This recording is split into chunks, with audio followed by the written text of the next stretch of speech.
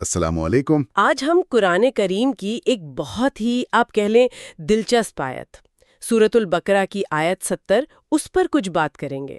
وعلیکم السلام، جی بالکل۔ یہ بنی اسرائیل کا وہ مشہور واقعہ ہے جب انہیں ایک خاص گائے ذبح کرنے کا حکم ملا تھا۔ جی ہاں، تو آج دیکھتے ہیں کہ وہ جو بار بار سوال کر رہے تھے اس کے پیچھے کیا تھا اور کیا اہم باتیں اس سے ہمیں سمجھنے کو ملتی ہیں۔ بالکل، یہ آیت اور جو تفاسیر ہیں وہ ہمیں نہ صرف ان کے رویے کو سمجھنے میں مدد دیتی ہیں بلکہ اس میں زبان کے کچھ پہلو اور عقیدے کی باتیں بھی واضح ہوتی ہیں۔ جی، تو آئیے ذرا اس کو دیکھتے ہیں۔ اچھا، تو آیت کا وہ حصہ ہے قالوا ادع لنا ربک یبین لنا ما ہی ان البقرہ تشابہ علینا۔ جی ہاں، یعنی انہوں نے پھر کہا حضرت موسیٰ علیہ السلام سے کہ اپنے رب سے پوچھیں، دعا کریں کہ وہ واضح کرے کہ کیسی گائے ہو، کیونکہ معاملہ ہم پر وہ مشتبہ ہو گیا ہے۔ جی ہاں، مطلب الجھن صاف ظاہر ہے۔ بالکل۔ اور مفسرین یہی بتاتے ہیں کہ یہ کوئی نیا سوال نہیں تھا،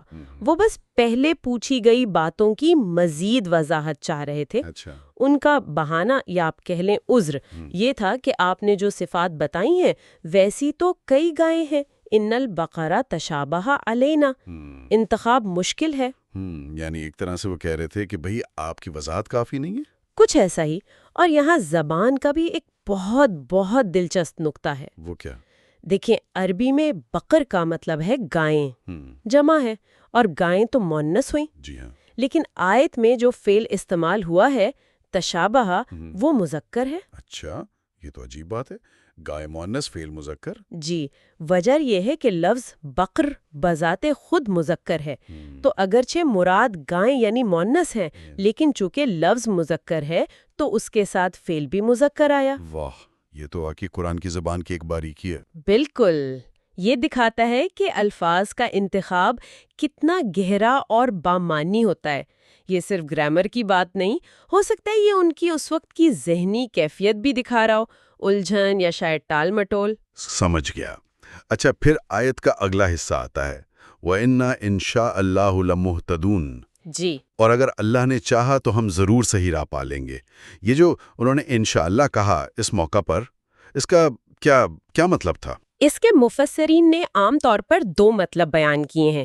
ایک تو یہ کہ بھئی اللہ نے چاہا تو ہم ٹھیک وہی والی گائے ڈھونڈ لیں گے، صحیح۔ اور دوسرا یہ کہ اس سارے عمل سے اللہ نے چاہا تو ہم قاتل کا پتہ لگانے میں کامیاب ہو جائیں گے، جو اصل مقصد تھا۔ اچھا، یعنی گائے ڈھونڈنا یا مقصد حاصل کرنا۔ جی، لیکن اس سے بھی زیادہ اہم بات جو علماء نے اس جملے سے نکالی ہے وَإِنَّا إِن شَاءَ اللَّهُ لَمُهْتَدُونَ، وہ یہ اصول ہے کہ دنیا میں ہر کام اللہ کی مرضی اور چاہت سے ہی ہوتا ہے۔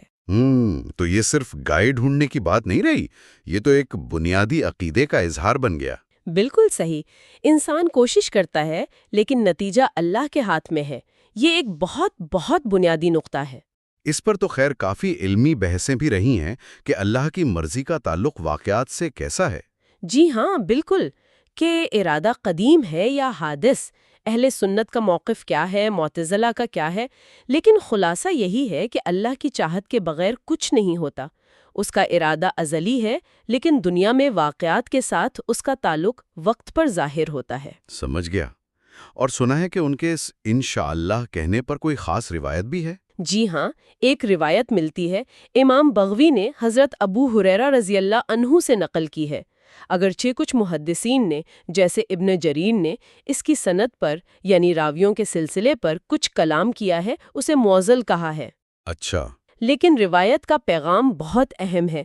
اس میں آتا ہے کہ اگر بنی اسرائیل اس موقع پر انشاءاللہ نہ کہتے تو شاید قیامت تک وہ اس خاص گائے کو ڈھونڈ نہ پاتے۔ ہیں؟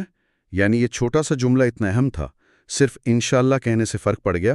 بظاہر روایت یہی بتاتی ہے۔